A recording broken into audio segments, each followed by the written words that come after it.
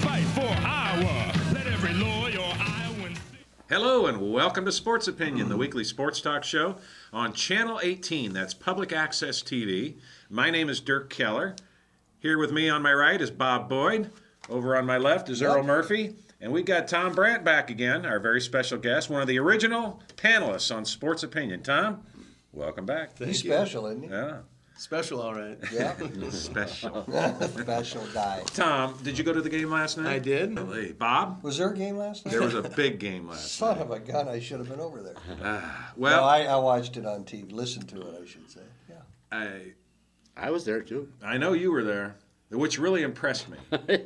And I'm just going to say this now. The people that went to the Iowa-Dayton first-round NIT game last night really wanted to be there. There was a difference in the crowd. Absolutely. Most definitely. It wasn't Yeah. the normal season ticket holders. It was faculty and staff who, forgive me, but in some cases feel it's owed to them. These great seats, these great tickets, they don't have to contribute. They don't have to yell. And they don't have to yell except to tell people to sit down. Yeah. That's not nice. But it happens. Yeah. And last night there was just something different in that crowd. It was so There was special. a buzz. Oh. Can you believe they sold 13,200 seats in less than 48 hours? That was amazing. Well, and the thing is the number that's to me stands out. 3,500 went to season ticket holders.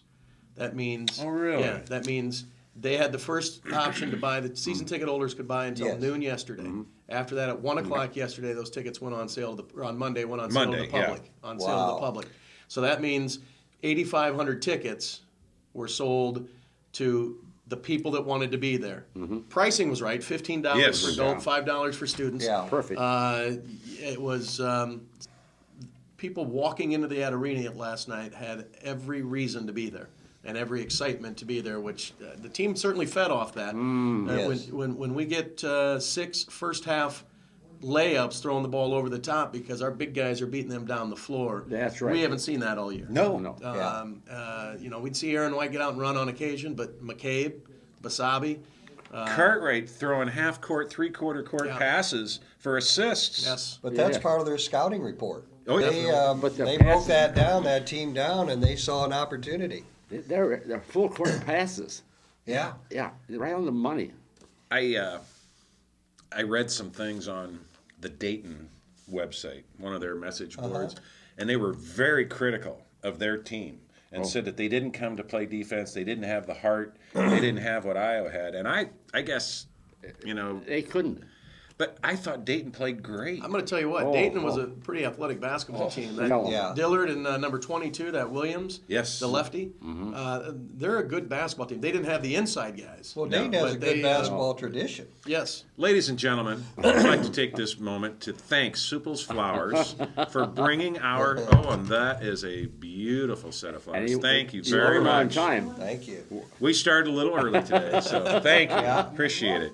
Supple's Flowers. You bet. That game was something. That was fun. Well, the crowd may have been the difference. I think it was. I think the crowd elevated this team, not just at the beginning, not just at a certain moment, but throughout. Well, Doug Gottlieb, who was I don't know if you heard this, he's the studio guy for ESPN last night. And he tweeted midway through the first half of the Iowa game that awesome for Iowa, Carver Hawkeye is rocking. Yeah.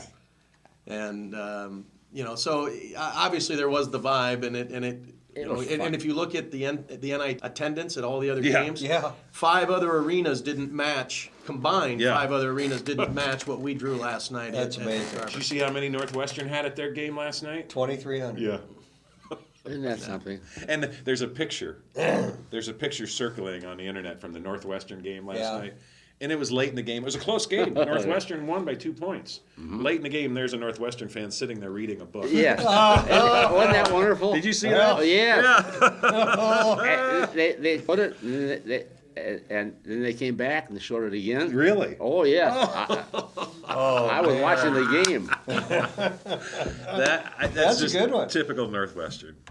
Well- But it was more than a buzz last night. There was an energy in the fans. When you scored the first 2 points, the place went crazy. Nuts. McCabe. Yeah. And 9 for 9 from the field. Well, at one Never point, missed he a and- shot. At one point, he and White weren't they 17 of 18 from the floor, Is that right? Yeah. but combined. and Isn't that nice to have those guys coming back? fellas? Yeah. that's our future. And Basabi. Wasn't it great to And, see? and I'm going him? to tell you this much: Yeah. I thought the difference in the game last night, as great as Aaron White played, to me the difference in that game was Basabi. The game was tied 49-49. Yes. And the next 9 points for Iowa, Yeah. give or take a couple, were scored by Basabi. When he kind of put him on his back, and he took the ball to the hole or ball to him. That's great passes. And those were, that to me was the difference in the game, is when Basabi had his run of 9 points there. He had 4 possessions Yeah. and a 3-point play. But it wasn't just his offense. He was blocking Block shots shot. during Yeah. that same Yes. run. He was intimidated. He was a different presence on the interior than we had before, and Dayton took a while to adjust to that. Well, if we'd have Did- had did- Basabi playing like that half the time this year and had a healthy Cartwright, we'd be 3 or 4 games. And we can't forget White. Well, Aaron White to Yeah. me was he was by Magnificent. far the best player on the floor last night, all over, not just offensively but defensively.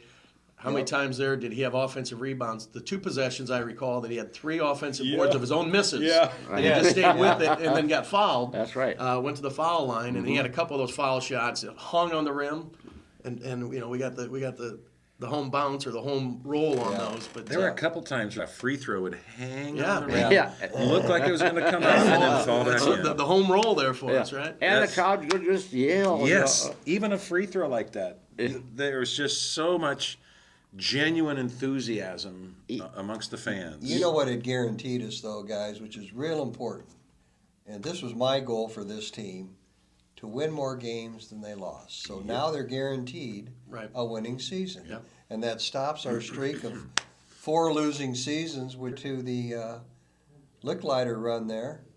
We'd never had more than 2 losing seasons in a row Yeah. That's in a the good history point, of Bob. Iowa basketball. That's a good point. Well, the Yeah. corner has been turned. It's Didn't been you, turned. didn't you think the officiating was pretty decent? Yes and no. I thought it was real good because ahead. that crowd, if they made a mistake, they let the officials know. And there wasn't too much of that. There was some physical stuff that I thought should have been called on both teams. There were times, I don't know where you guys sat, but there were times when Iowa had the ball. A couple times I clearly remember where Dayton, who was playing very physical, very hands-on, Yeah. you could hear the slap on the Hawkeye's arm. No call. And to me, Playing Big Ten basketball is what they were doing. and my friend who went with me to the game, he said it's a man's game tonight. And truer words were never spoken. Yeah. This was a battle. The only 2 calls I thought it was a shaded Yeah. game. They let him play. They let him play, and it was equal both That's ways. right. Yeah. But they called 2 fouls on Matt. One in the first half and one in the Yes. second half, Yeah. where I think the referees the same guy, anticipated a call with Matt. They got a couple times they got an outlet. Yep. And Matt hustled back down and The first foul. and his first foul, and then one in the second half where we had a scramble and we had guys on the floor and they threw it to the other end. But talk about Matt Gatens last night. He took 9 shots. Made one. He made 2. Oh, he did? He had Yeah, 2 two. threes and then a free throw there. He went 1 or 2 Yeah. from the line. But I tell you what, that 3-pointer he hit with 4 minutes to play in the game. Game over. That was it. That's what he all said. It's Yeah. game over. He sealed the deal right there, and he had to work his tail off. Oh. Those guys Oh. were grabbing and pulling and holding And him. everybody thought he'd end up with 2 of them Yeah. because they thought he was going to shoot. Oh, they were smacking him around. But if you watch a couple of the possessions, and it'll be interesting how Oregon will defend now, because when Matt would come off his screens off the boxes, they were running 2 guys at him, leaving the one-on-one wide with the open. big guy in the Yep. box to allow easy entry pass. How many times were we able to enter the ball on a single bounce with the man playing right behind him Yeah. to McCabe and Basabi? White didn't get so many post-up moves. He got a lot of his following up or creating a shot. Dishes. But Basabe and McCabe played with their back to the basket the majority of the night, getting the ball entered to them, where all they'd have to do is drop step one-on-one and lay. And how good is McCabe at converting those close-in shots with guys draped all over him? What a blue He's better than guy. White at it. He's way better than Basabe Yes. at it. Bob, I wish I could accurately describe it. He makes it look so simple. And he's 6'7". Yeah. But he's not a big guy, comparatively speaking. That's right. But when Is he he a gets, true 6'7"? Yeah. Oh yeah, and thick. But when he's got the ball in the paint, he's more than any other member on this team. He looked like a basketball I don't know if player you last remember night. there was a sequence last night, and it made me flash forward to next year when we will have a low post presence. He flashed to the high post, and they stayed off him. It was in the first half, and they stayed off him, and he shot a 15-footer as if it was a layup. And he looked. The guy didn't come at him, and he just jump shot the ball. Nothing but net. Yeah. And to me, when you get a big guy, when you put a 7-footer in the low post, you have to be able to occupy the high post and a presence there. And a threat. And flash forward to next year when you put Woodbury down in the box. Gasell up front at point. Yep. That's what's going to happen. Well, and I think with Marble, as versatile as Marble is, this team is. He's all armed. Fran has set himself up to have a nice run of talent. Now Woodbury may not pan out, Gasell may not pan out, Ingram may not pan out. It's hard to put that on a young kid now, but Woodbury just rebounds. well, you watch Woodbury play against West High in the state championship game, and Woodbury has a lot of work to do. Yes, he does. West High moved him around, did an unbelievable job of defending him in the low post. And if you remember how many times he finally touched the ball on the offensive end with 2 minutes to play in the first quarter the other night. Yeah. And they moved him off the box very easily. He caught the ball 15, 17 feet. But West was well coached. West High is very, very well coached. But Tom, nobody's had to worry about our low post for years. So That's gonna. well, if you think about it, the last truly low post we had was probably Greg Bruner. Yeah. And he was 6'7". And he was not Reiners was part of that. Jared Reiner was part of that mix. He was really a 4 playing a 5. Right. Bruner was. And Reiner was a 7-footer, but he was the last big presence we had, and Bruner was probably the last low post presence that we've had. Wow. They don't think about it. So it'll be interesting next pieces and the combinations that he can play. You need somebody. Is it going to be Oglesby that steps up to be your shooting guard? Oh, it is. It has to be, I would think. And Gasell. Fran's high on him, and Gasell's got to be your point. I got to watch Gasell's state championship game in Nebraska Saturday afternoon. Oh, did you? Which Fran was at. And his team got beat by a better team. They were defending champs, weren't they, in Nebraska? I think they were. Is that right? I think so. South Sioux City, Nebraska. And this kid does it all. He is a true point guard. He was the main weapon on his team. How many did he get? I want to say 22, 24. But in this particular game, a lot of the points came late. His team was getting handled. Yeah. But just when you thought his team was done and they were just going to go through the motions, I'm telling you, Gasell would not give up. He just kept hitting threes. They frustrated him. They dogged him. They had 2 guys on him, sometimes 3, just like we were talking about the Hawkeye game last night. Dayton's. But just when you thought they were dead, Gasell starts hitting threes. And then when the defense thinks he's going to settle for a 3, he drives the paint and scores at will. Nobody could stop him on his drives.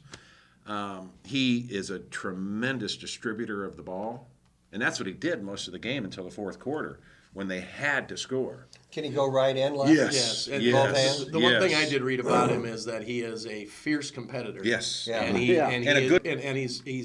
is fairly fiery with his teammates. How Which tall is he? 6'2", I think. 6'2", 6'1", 6'2". But to me, a point guard needs to be kind of have that level of tenacity to get everybody else in line and to take. Kind of like a Tommy Brandt when he was in high school. Yeah. I'm I hope serious. he has a hell of a lot more talent than I did. But, We weren't talking about talent. We were talking about tenacity and leadership. And Tom was a bit fiery. Well, and if you look at next year's team without Matt, Matt's the unspoken leader. He doesn't have to, he's not very emotional when he's playing, but they certainly follow his lead. So it'll be interesting next year who does assume that leadership role. Is it a freshman in Gasell that has the fiery tenacity of a true point guard, which we haven't had a true point guard in a while. Who's it going to be? It could be Aaron White. It could I be. thought Aaron I actually Is it think, Eric May? No, I don't think Eric May sees No. the light of day next year, to be honest. His back must be killing I him. think. He almost had a tremendous dunk last night. Yeah. Oh.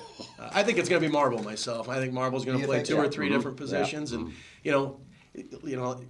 just watching him play and the things that he can do, and in Fran's system, it allows guys to play some multiple roles or multiple spots, which is the fun part of watching a McCaffrey coach team.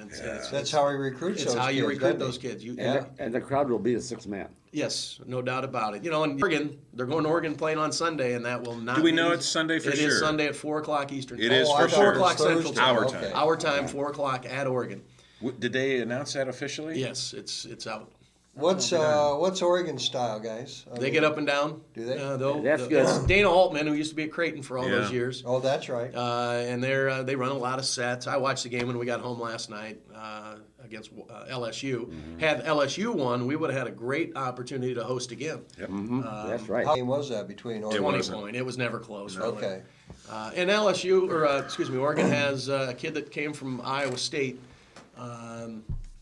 big moppy-haired, about a 6'8" kid. I'm trying to think his name. Is he the kid from Hudson? I'll think of his name here. He's 6'10". And he I think. Is he a good be. player? He played all right. He was supposed to be a role player, but some injuries, they said, put him into a more. Is he a junior? I think so. Yeah. And then they have the DeVoe Joseph that played at Minnesota all those Yeah. years. That actually has had some pretty nice games against Iowa over the years, and he's the guard. That's right. I forgot about him. And they press a little bit. Yeah. They get up and down. It'll be an interesting game, and we get to play on that funky floor. Their floor, Bob, it looks like something. They started sanding it in the middle of the floor, and then they stopped, and then it basically. But if you look at it, it's the trees. Oregon tree line. So It looks like somebody spilled paint on their floor and Yeah. just walked away and let it dry. Same person's designing the floor that designs their football uniform. Yep, it's seriously. Northwestern's got the same look to their floor now. They do? Yeah, purple splashes all over the place. I hate it. I think it's distracting, especially if you're watching on TV. You tend to lose the players and the ball when it comes in and out of the colored portion of the floor. That's me. Yeah. I'll be darned. I just want to see some Didn't hardwood know on. that. Now, do you think Dana Altman will go from Oregon back to Omaha area and take the Nebraska job? Huh? I would think once you get to Oregon, who we all know the prowess of Phil Knight and the Nike relationship Yes, in Oregon. uh-huh. Most coaches they don't choose to leave Oregon; they are they terminated when they leave Oregon. Yeah, unlimited. In fact, money, I'm sure. Kent, who is now the LSU coach, was the coach at Oregon, and they played them last night. Is that right? Oh, okay. He was the coach at Oregon until he got, He got 2 fired, years ago. okay. Yeah. I don't think Dana Altman would go back to Omaha or to Lincoln. I don't think he'd want to burn the bridges he had at Creighton. I think he has respect for the He school. never sold his house there. Is that right? I tap into the Omaha Herald every other day, Uh-huh. and they had this big red section, and I jump in there now and then. And his wife and kids, they still have a house right outside of. Is that the talk? Do they want it? I have not read his it- name. I have not either. But No, it was mentioned in the Omaha Herald Okay. that he could be a potential candidate along with, this was like a few days ago, but Well, this is I the don't same think guy. they really necessarily believe he's going to be. Right. But Dana Altman's the same individual who took the job at Arkansas. yes. And if you remember, had Yes. the opening introductory news conference where it's tradition to do the suey pig, cheer Yeah. call. And I'll never forget watching him on video at that introductory news conference. And they started doing that pig call. That scared the hell out of him. He looked really uncomfortable with that, and he was Yeah. gone the next day. Well, yeah, he was their coach for what, 24 hours If before he that, went back to yeah. Creighton? Did you buy that? Jeez. It happens. How long was he at Creighton? He was there, what, 16, 18 years, I was- 20 It's years? been a while. Is it that long? Long time. I was going to say a dozen, but wow, I take your word for it. Well, who knows what happens at Nebraska? Who knows what happens at Illinois? You know, we got a wonderful chance to start. He won't have to experiment with people. He knows that, what the Iowa players can do, what they can't do. They're all his kids now. Well, the third year is the the pivotal year. The third year is the pivotal year for a new program. I'm glad he got 2 more years or 3 more years. I mean, What did he get? 5 year? Oh, Gatens. Now, next year we have May as a senior. He'd be the last Licklider recruit. Is that right? Yes. No other seniors next year? I don't think so. Brahmer's gone. Archie and Brahmer, Cartwright, and Gatens will go this year. Yeah, Archie wasn't even on the bench last night. I noticed that. There's some family emergency. It wasn't anything he did wrong. Spring break. There were people online joking that maybe they forgot to tell him there's a game and he went on spring break. Maybe they didn't invite him to the game. Devin, really sorry about that. I mean, Dude, Somebody forgot Devin, huh? So is May our only senior next year? I think. I think so. I That'd think be so. about right. And, Okay. I'm going down the bench here, and I think I'll that's tell you it. what, guys, we're going to be good next year. I just think. This, Well, entertaining for sure. That's right. A lot of help coming. They got 5 players already signed. A lot of guards. We've got the kid from Indianapolis who's lockdown point guard defender. Ingram, and that's a guy I'm most curious about. I really want to see somebody like Tommy Brandt at the point on defense. wow. Smacking his hands, his palms on the floor, saying, "Bring it on!" And you then mean take by the the ball bench, away. don't you? No, Oh, you mean on the. I played with this guy. I know what he can do. Well, you know, it'll be interesting. I think, you know, for the What first. can he do? He come down on defense. This guy? Yeah. There was a day, Murph. Back in the now day. I couldn't defend you in your walker. So don't worry about it. The interesting thing is, for the first time in a long time, it may be that they're not dependent upon a freshman to step up and play, which goes a long ways in, especially at the Big Ten level, but in college basketball in general. When you don't have Experience. we're not talking Kentucky and Carolina and Duke, the top 5 players in the country, and then they leave after a year and go off to the NBA.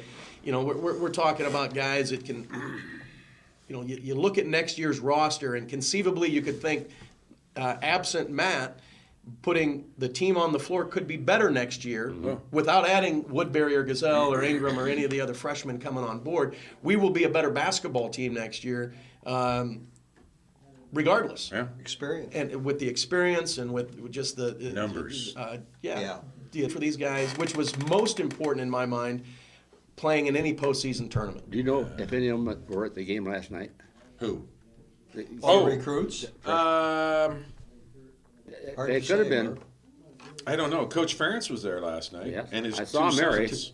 Mary. Mary was there All too? 3 sons were there. You know who- Stephen was sitting in the front next to Brian, Yeah. and then James? James was in the with back his dad. with his dad. And I thought James. that was odd that Kirk sat in the second row of his second side.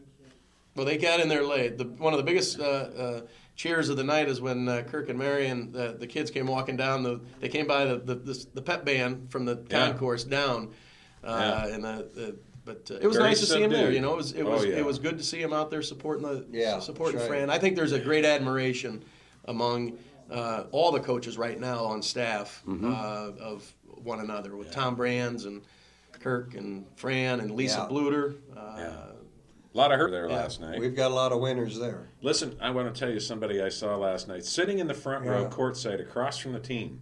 Steve I Crafts, saw that too. my old roommate. Well, you get a kick out of this. Bobby Hansen on the radio spotted him too, and he said, "How'd Special K get that seat? He called me today to see if I could get him a ticket." I said, "Obviously, he called the athletic department after that." Well, he is one of the connections to the last time the Hawkeyes played Dayton, December 1979, the Dayton Holiday Classic, which is when Ronnie Lester got hurt. That's right. Hurt his knee. Still remember where I was that night because the game was not on TV. I was listening in my car on the radio. Yeah. And he went down. He got a shove in the back on a fast break. And That's how it happened. that's how it happened. And he went down with a bad. tore cartilage and probably ligament. I don't remember. They didn't do surgery. They let it go and held him out, and he was, I think, a month on the shelf. Came back, played 3 games in the Big Ten season, then hurt his knee again in practice. Sat out the rest of the season until the final game, which was at home against Illinois, when they retired his number 12, and the place went nuts. That was another one of those very magical nights. Did we win? Oh, yeah. Yeah. And Illinois was ranked like number 4, something top 10 for sure. I thought top 5. And Iowa handled him. Ronnie, I think he scored maybe 9 points that game. I don't think he even had double figures. And then we know the rest of the story. They went through the NCAA tournament back when it was a 48-team field. No, 32 team. Wasn't it 32? Because we played. Not then. Not then. They had to play Virginia Commonwealth first. Right. And then Syracuse, right? Syracuse. Then Georgetown. there was one No, other game. NC NC State. NC State, then Georgetown. NC State was the Elite 8, Okay. right? So Okay. that would be. Yeah. And then Georgetown. That's 4. Then the Final 4. Louisville. We Louisville. played Georgetown to make the Final That's Four. correct. Correct. Yeah. Yeah. Yeah. Oh, yeah. It was nice to beat Dayton again. And Well, it was really special to be there. And that wasn't a second-rate team. They were. Oh, God, no. They Well, were, you know, you look at some of the teams they beat. They beat some very, very good basketball teams. And, They did. You know, the Atlantic 10 is not a pushover conference anymore like it once No. was. We used to remember it to be, you Yep. know. But you look at, you know, and that's the crazy thing. You watch Aaron White, who was not even recruited by Dayton, Yeah. who was right up the road from Dayton. Yeah. And you know, Aaron White couldn't play in the Atlantic 10. You know, well, you know what happened? He broke his wrist between his junior and senior year, right? so he didn't I didn't play know any of this. the AAU stuff that summer, and he just kind of apparently went off the radar. Maybe he wasn't even on it at that point. Well, I think St. Bonaventure and another smaller East Coast school were recruiting him, and then Fran got in on him. I have a hard time believing, though, even with a broken wrist, how all these other coaches missed on Aaron White. You know, Especially Ohio State. Well, especially in Ohio today's State. world of shooting and available information and available resources and watching talent and evaluating talent, how all these coaches missed so badly on Aaron White. Not that we're Yeah, complaining, because he may turn out to be one of the best Hawkeyes ever to play. Well, they came in late, probably some of them his senior year when he really had a great year, Yeah. I suppose. Well, you know, At and that point, he I made know a we all commitment, yeah. we all talk about this, and you hear 1,000 people talking about it, but he plays the game like Chris Street, Yeah. like no other. You've said that on this show. Yeah, I mean, to watch him play Yeah. and to, He's got the physical framework of Chris Street. right. Good size, shoulders, long arms, strong. He doesn't have that He's got- fiery disposition. Yeah, he's not too shaking his often. fist, and he's not, you know, always doing the high But fives. by God, he does everything Chris Street could do. He's got great court instinct. Oh, Bob probably both ends of the floor. Bob, probably what those are, and that's what Fran has said numerous times this year, is the intangibles that you can't coach, that you Yes, can't teach. where to position yourself for a No- rebound. knowing that a shot from the right side yeah. typically is going to go long on the left side. You know, it's not going to be short. It's either a made bucket or it's going long. And just being able to teach kids, you can't teach that. That's just, it's an instinct. Yeah. And he is, as Fran has said, he is as good a instinctual basketball player that he's ever coached. Here, here. I wish you Well, and could our see point, him. women's point guard has that same instinct. Yes. I mean, a point guard getting double-digit rebounds a game, that she Freshman. knows where the ball's going. Yeah. Freshman. Yeah. And that's what we kept Yeah. talking about last night. He's a freshman. You look at him, and then you look at Oglesby. You look at Oglesby, you see a freshman. Yeah. Unsure of himself sometimes, unwilling to take the open shot sometimes. Yeah. Aaron White, instinct. Well, the part that I thought was pretty interesting, it was about an 8-10 point game. There was a flurry going back and forth. And if you remember, they outletted the ball to him, and he pulled a 3-point in front of, across from the Crassus. Iowa bench. Yep. Across from the Iowa bench. Must have been 14 minutes left in the game. He was open. And he was wide open, and it was in transition. And right away, then the ball went out of bounds, and we called timeout. Fran called timeout because it wasn't a media timeout. And it had been fast paced. And at first, right away, Fran was like, that's not, I don't want that shot. We need to get a better shot. But then I think as the timeout happened, it was, you don't tell a kid not to take that shot. And it was just an interesting dynamic that here you got a freshman now all of a sudden after a flurry that steps up and takes that shot, and he missed it, but I like the fact that he took the shot. Yeah, and I remember another point in the second half in that same corner, across from the Iowa bench. He gets the ball, he's open, and he doesn't take the shot, and the whole crowd groans. I remember that. Yeah, everybody was just so into it. Do you remember what he got on that possession? I vivid because he gave a shot, didn't take it. He faked it, and then dribbled left. That's when Basabe then came from around the key and then went down, and he entered the ball to Basabe, and Basabe laid it in, or made a post move to. Yeah. So we're all groaning that he didn't take a 3-pointer because the lid would have jumped off the arena. But those are things that as a young kid, and you hope he develops. And we saw in Basabe we saw the Basabe though didn't get much better this year. He didn't progress at the level that we were hoping to progress. Now, not at all. That's I would every venture player. to bet that won't happen to Aaron White. I would agree that just watching him play that he will continue to get better. And I think Oglesby is our next Matt Gatens 3-point gunner. Yeah. I think of anybody on the roster, he's it, and I don't know. And we don't know about the freshmen. Right. Like I said, I've seen Gasell 1 game. I've seen Woodbury 2 games. Again, Adam Woodbury, the 7'1" center. Yes. From Sioux City East. I thought he ran well for a big man. And when I say big man, I mean big. He's not scrawny. He's not Eric Hansen. Right. No, he's not skinny. He's got a big frame on him. And he's going to get Bigger. thicker. I met him Stronger. Yes. this year after one of the games. Woodbury? Woodbury. We talked to him about 4 or 5 minutes, my wife and I, and he was standing as you come out by where John Street's offices are. Yep. Right there. And I said, aren't you Woodbury? He said, I sure am. And he was a nice guy. You didn't hit on his girlfriend, did you? He's nice too. No, she wasn't there. He's all by himself. Well, he's gonna be a heck of a force. He's gonna change the entire dynamic of the Hawkeye basketball team. But there's more than just him. We're gonna have a lot of guys that can play next year. Now here's the other thing. They're talking a 6th member of this class coming in. They've admitted they're looking at. They've offered somebody, and I can't remember who. They've offered a player. I think they offered 2 players, and one of them took a scholarship elsewhere. They're looking at a junior college kid. I'm surprised. Well, I am too. I'm surprised, and it leads me to believe that maybe somebody's not coming back. And when's the last year we had the whole team come back? I don't know, 15 years ago maybe? Well, here's the thing though. If you have available scholarships, I would give them. Yeah. To me, it doesn't do you any good to sit on a scholarship. Now, how many walk-ons did we have dressed this year? 5 or 6 sitting down there?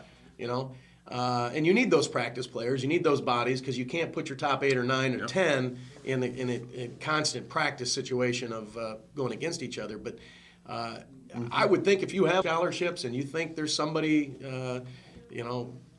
is Olasani going to pan out? Well, who knows? But it's worth, at the college level in my mind, it's worth giving a 13th, 14th, 15th scholarship to somebody that might pan out. If not, they don't pan out. Eric May might not be back next year. I guess there's 13 guys on a basketball. 13 on men. Yeah. Women get 14. Was there any Iowa players that stood out in the state tournament? Oh, there was a whole slew of them. They're probably they're saying this is one of the deepest classes of Iowa basketball that has been in years. You got Marcus Page going to North Carolina. You got Woodbury. You got 3 kids at Iowa at West High here. You got to talk about Jeremy Morgan. Well, You got to talk about Dondre. And both of those two, They're they're good shooters. they're juniors. Good Well, shooter. DeAndre's not a very good shooter. But that game against Lindmar, he just dominated. No doubt.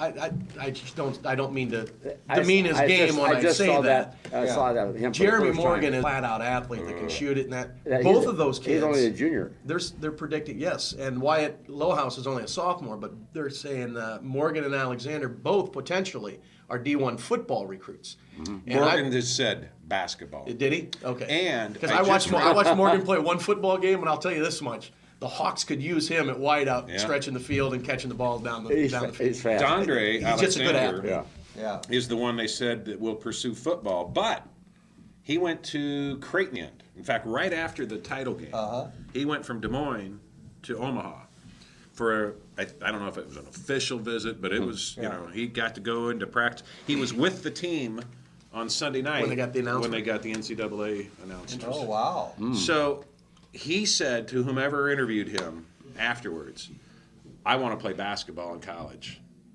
Point or whatever you say.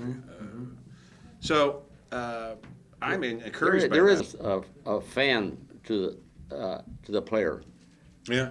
In this football, you don't get. You don't have the personal connection. That's right. You got a helmet, and they're a distance away, and they could be walking down the street, and you wouldn't even know who they were. Now, Tommy, you're a former high school basketball coach. Have you ever seen a team like this West High team?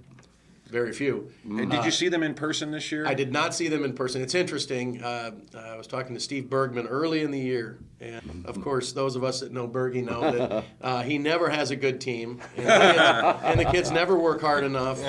And it's just poor boys. Yeah, he does. But he did give me a sheepish smile and a smirk, telling me back in November that this had a chance to be the best team he's ever had. And that's saying something because Steve has had some phenomenally good basketball teams at West High. Yeah. And I'll go out and tell you right now, I believe, and I've told this to other people, and I've said last few years, I think the best high school basketball coach, bar none in the state of Iowa, Steve Bergman. Because I agree. He teaches, he gets high school kids in an age of athleticism and at an age of me first and watching the game. How fast can I go up and down, and can I dunk it, and can I shoot 12 threes? And Steve Bergman still coaches the game of basketball on a highly fundamental level. Yes. In a way that is 5 are better than 1. Which is what, especially when you start having, you watch Linmar play a little bit. It's all focused around Page. Yeah. I watched that championship game and was amazed at Sioux City East on how they allowed that ball never to get to Woodbury. They couldn't get it. They never fed the ball. And yet Steve Bergman, I would venture to guess, so I didn't watch any games. I would venture to guess he, just knowing Steve, chewed Jeremy Morgan's tail more than anybody else. DeAndre Alexander or Wyatt Lohaus, all the kids that performed at a level that was at a tremendous level. I'm very fond of the way Steve Bergman has coached the game for years. I was coaching when he was at West Liberty coaching, and his teams were always fundamental. And you never wanted to play against a Bergie team because they beat you up. They physically beat you up. They didn't give you room to operate or maneuver. and at the 4A level in Iowa, he teaches the game of basketball as probably, to me, as well as any coach at the high school level. And I would say he, in my mind, is the best high school basketball coach there is. Where did he play ball at? Where is he from, Bergie? Where is it? I forget. Is he from Waverly?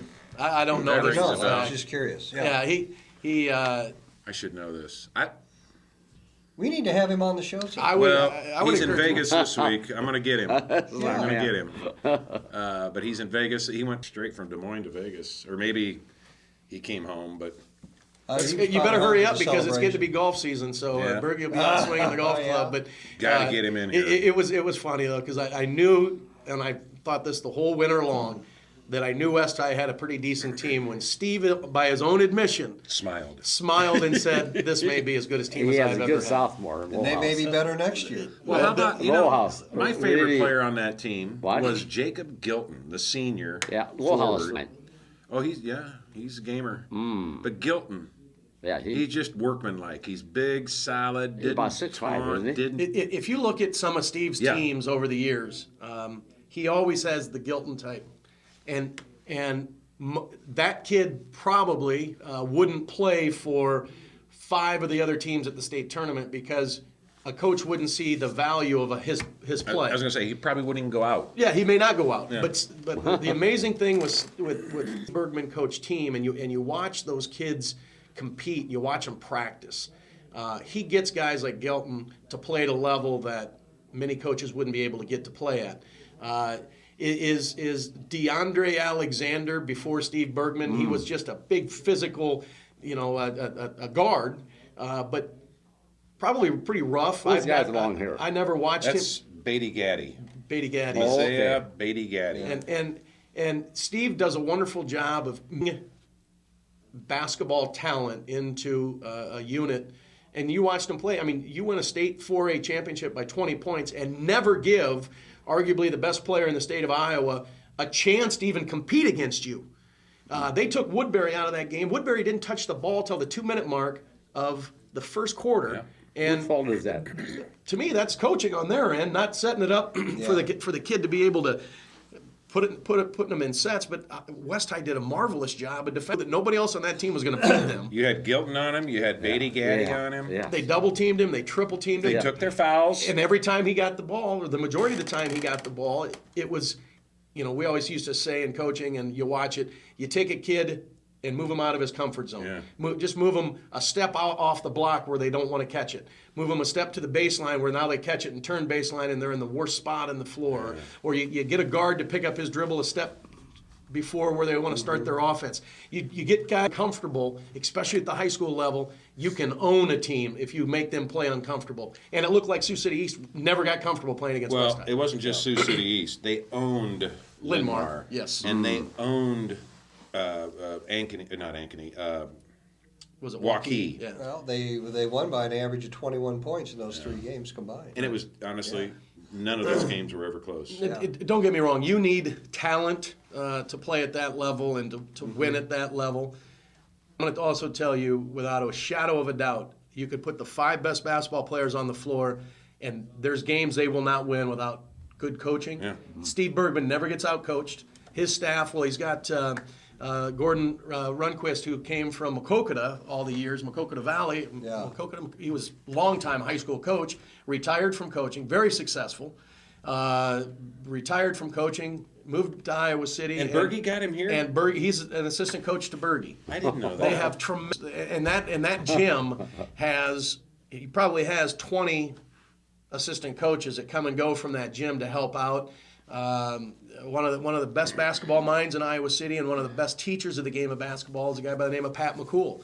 And I would venture to guess, I don't know for a fact, but I would venture to guess. Is Pat with him? Pat goes in and helps out when his schedule and time is available. What's help out? Yeah, you lend some advice, you lend some sight, you do some scouting. Does he pay that man? No, that's all volunteers. That's Yeah. all volunteer, and it's just guys that That's like to wonderful. say. No, and then you just look at the fact that Brad Lowhouse, what'd you think of the game tonight? And how would we defend this guy? Here's you're talking an 11 year. How many years did Brad play in the NBA? About 11. Played for the Celtics, played for Dr. Tom. You got Michael Morgan, who coached Yeah. not only played for Dr. Tom but coached with Lisa. High IQ of basketball. Whose daughter, Jeremy's older sister, played Yeah. for Lisa. Yeah. Yeah. So having the available resources of knowledge of basketball certainly helps, but I would remove those people from the gym. Absent that input, Steve Bergman is still the best basketball coach in the state of Iowa. What's he won? 3 championships now at Yeah, West? 3. Yeah. He has won 400 games as a head coach. They Yeah. honored him at halftime. 420 something or 30 Yeah. or something, yeah. I don't think there are too many coaches in this state who've ever won 400 games, alive He's or not dead. done yet either. No. How much longer do you think he'll coach, Tom? Oh, I would venture to guess for a while. Yeah. I would think, but Yeah. here's He's the thing: my age. You can get. Oh, he's got a lot of years, then, really. Yeah. It's not so much if you could tell a guy that's been coaching that long, here, all you have to worry about is basketball from November to March. Yeah. Every guy would do it for a lifetime. Yeah. It's now what is required and asked of you during the summer, during the fall. And he teaches. And sometimes there becomes a value on your time that you lose. And I think that Mike Giens did a wonderful job of taking care of Matt the 4 years he played at Iowa. He didn't interfere with him. I would, that I agree. And that's what he said. I'll be glad he's over. I'll have a different relationship with my son. Yeah. sure. Yeah. Well, we're going to have Matt and Mike Gatens on the show here later. I want to get Steve Bergman on the show, maybe a couple of his players with the state championship trophy.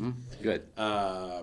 Like I really appreciate what you said. Steve Bergman is the best basketball coach in the state. That's right. Now take it for what it's Give me worth. That's just my argument for opinion. Oh, So, yes. and I would say that I would back in the day I used to always give Steve grief that he could never beat a Randy Norton coach basketball team when Norty was at Assumption. But Steve Bergman has done. He's put his time in. He not only is a great basketball coach, but he is, for many of those kids on the team, he is a tremendous role model and figure of how you do it right. Does he have a family? He has a few kids. He's got one that's my son's age. They used to play together when they were little. Back when me and Bergie were a lot younger and a lot more single. It'd be nice to see the state of That's Iowa what needs guys like Steve to coach for a long time. You know, we just see where yesterday Coach Niemeyer at Jefferson is walking away from girls basketball after 30-some years. He's going to keep coaching softball, which I thought was interesting. Probably from a time commitment, softball is not what basketball is. And it's not the spectator sport that basketball is, Right. although at Jeff, I don't know how much of a spectator sport Does that softball is go either. into summertime? Oh, sure. He's like 74 Okay, years old. He's still going to coach. Yeah. But softball, you have the club stuff going on, but you know, it doesn't require, and many coaches are very engaged for starting in February or January when they get the pitchers and catchers together to start throwing. But it's not the total team effort in softball that it requires in basketball. Have they changed baseball to summer? No, baseball's always been a summer sport in Iowa. They're talking about Big Ten Oh, that's it. moving baseball The summer. To the summer. Are they? Only the Big Ten. Well, Yeah. which would mean they're not eligible to play in the College World Series, which is just fine because no Big Ten teams ever never get to get go there anyway. So what? So let's play baseball Yeah. when it was meant to be played. Yeah. You know, we got the first home game coming up a week from today. Is that right? What's the record of the Iowa Hawkeye baseball team? 3-8, 4-8, something like that. They're playing some pretty stiff competition. They're on their Florida run or southern Yeah. trip right Yeah. now. I know they were in Mississippi and They won last night or yesterday afternoon. Well, they were getting preseason. I mean, yeah, they play some stellar competition, but come on, we're a Big Ten team too. Yeah. So we always start out like that. Yeah, 4 and baseball is 8 different or though. 3 and The- 10. The Southern When you go teams- down to play Yeah. those Southern teams, Boy. you're at a grave disadvantage. They've been outside. You haven't. Yeah. I mean, not even for a moment. It may be close to 80 degrees out there today, but this ain't right. It's March, and it's not going to last. We got to get this in, though. Iowa women's basketball team. They're going to be playing at Notre Dame on Sunday at 11:30 a.m. Sunday morning, 11:30. That's 8 against 9, isn't it? Yes, and once again, the Iowa women's basketball team gets a middle seed, which means you play someone of equal competition the first game, and then you go up against either a 1 or a 2 seed, and that's what's happening. If they get to pass Cal, they have to play Notre Dame on Notre Dame's home floor. What was Iowa's record in men's against Dayton? The seeds. Dayton was a 2 seed, we were Yeah. 7. and Iowa was a Okay, 7. I didn't know that. Okay. The Iowa women are, what are they, 8 or 9 seed? They're 9, I think. 9. Nine seed. Cal's the 8, right? Yeah. I think Yeah. so. Game's going to be on ESPN2 Sunday morning, 11:30 a.m. And then, like Tom said, the men's game will be Sunday afternoon at 4 o'clock. That'll be at Oregon, and we'll see what happens. At ESPN also? ESPNU. Okay. Which is? Locally, it's 8:32 on the high def or And I want to say 178, but I know Murph doesn't have it. That much I know. So How's it's your radio, ESPNU, huh? Yeah. Well, you know, if you got to live with the radio, so be it. Yeah. You know, we grew up that way. That's right.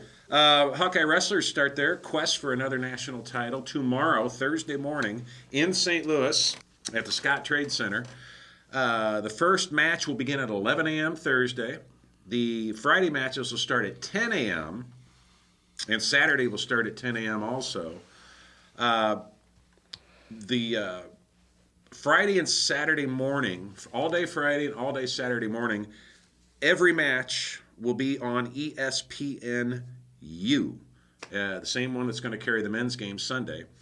The championship round of the NCAA wrestling tournament live starting at 6:30 on ESPN, regular ESPN. If you can't get all that stuff, and this is really something. We've got 2 radio stations covering every match of the NCAA wrestling tournament.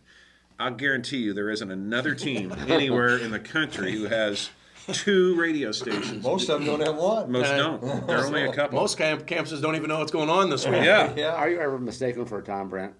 On occasion, I got a great story to tell you in college. I had a couple of his high school or college buddies that literally were going to come kick my tail because I didn't meet them to pick them up at the old Hawkeye Feed and Relay truck stop. Yeah. And they had called information and I was living on Ronald Street at the time with a bunch of guys, and I thought it was a joke, so I hung up. 20 minutes later, the phone rings again with unbelievable language shared with me. Any idea who it was? Well, then they had no idea. I said, "Who are you looking for?" I have no idea who I'm supposed to be coming to get. And it comes to find out that they were looking for Tom Brands, not Tom Brandt. And Tom lives actually around the corner from me on Arlington, and I live on Huntington. So on occasion, I'll get a piece of Tom Brand's mail. Have you ever told him that story about the phone call? No. I've never met Tom personally. So. What? Yeah. So, but they were. I swear to God, I slept with one eye open that night because I thought they were coming to 604 Ronalds to kick my. I've got a similar story. When the Carver Hawkeye first opened, my wife and I walked in the concourse up there and ran into a couple of people, and they said, "Bob Boyd, they've been paging you over the intercom system." I said, "You're kidding?" I'm thinking, what happened at home, So I walk a little bit further, and it's Bob Boyd. Will you please report to the band section behind the north basket? So I go down the steps and to the conductor there, and I tap him on the shoulder, and I said, "Hey, I'm Bob Boyd, and somebody's been paging me." And he looked at me and he said, "Wrong Bob Boyd, unless you can play the drums." Did you tell him you could play the drums? Well, we both laughed about it, of course. I can see him going. Yeah. You should have sat in just at the elevator. Yeah. Well, then here's the rest of the story, as Paul Harvey would say. So like you, Tom, every now and then I'd get this call at like 2 a.m. thing on the other end of the phone saying, "Hi, Bob." And, my wife's right there, but what the heck is this? This happened to me a couple of times, and it was this Bob Boyd, the other Bob Boyd they were looking for. Did you ever meet him? Yes. Really? Okay, here's the rest of the story. So one Sunday afternoon, I'm sitting in my rec room, and my neighbor at that time were Mike and Gail Maher. Okay. And Mike calls me up. He says, "Hey, Boyd, come over to my basement. I want to have you meet." So he'd heard these stories. Yeah. So I go down the steps into Mike's basement, and I walk in, and he says, "Bob Boyd, meet Bob Boyd." This guy was renting a duplex from him. And was he the drummer? Yeah, same guy. And this is like, 5 or 6 years later. Yeah. You mentioned Paul Harvey. I had the opportunity to sit in on one of his shows. His radio show? Did you really? Yes, and he had a legal pad there. Where, in Chicago? Yes. At WGN? Yes. I'll be darned. I love listening That's a very to him. famous studio there where he did his show. Is that right? Oh, yeah. And I sat there. I went with Jim Zabel. That's how I got in there. Yeah, and Jim was a friend of Paul Harvey's. It was about a year ago, Bob. I used my last Tom Brandt business card from the general manager of Ruth Chris Steakhouse in Orlando. His name was Tom Brandt. So he stack of business cards, and you'll have no idea how many times when you walk up to a restaurant without having reservations and share a business card that says, "When you're in Orlando, I'll reciprocate."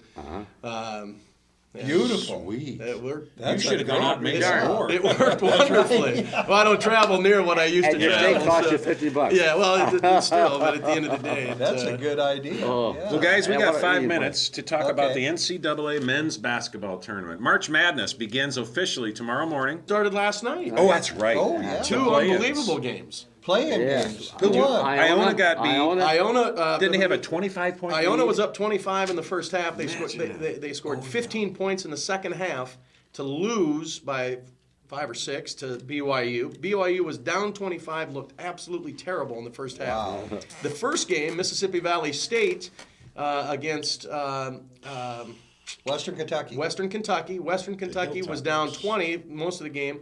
16 with 4 minutes to play in the game, and they blew the single greatest lead in NCAA history. Western Kentucky went on a 27-3 run or something to close the game. Who's their coach, Tom Davis? Yeah. and so both teams at Dayton, both of those games at Dayton, both winners came from sizable margins down to come back and win the games. I'll be darned. Obama was there, wasn't he? Yes, he was. Oh, that's right. Who? Yeah. Yeah. Who? That's what I thought. President Obama was Oh, at yeah. that game Yeah. with the British Prime Minister. Yep. And then 2 more of those, the play-in games, South Florida and who's the other 12 seed that they're playing? I don't know. And then there's 2 more games tonight, and those. Are they in Dayton also? Yes. Yeah. Okay. Cal and Cal and South Florida. South Florida. Those are the Okay. 2 12 seeds. So you know those are the last 2 teams in the tournament. Yeah, yeah. And then there's But we're going to be in this tournament next 16. year. Yes. So, Tom, have you filled out a bracket? Who do you have in your final 4? I have Baylor, Michigan State, Kansas, and Florida State. I have one of those 4. And I have Michigan State playing Kansas, and Michigan State my national champion. Okay. Bob? I have Florida State, Kentucky, North Carolina, and Missouri. And I have Missouri winning the championship. I'll be darned.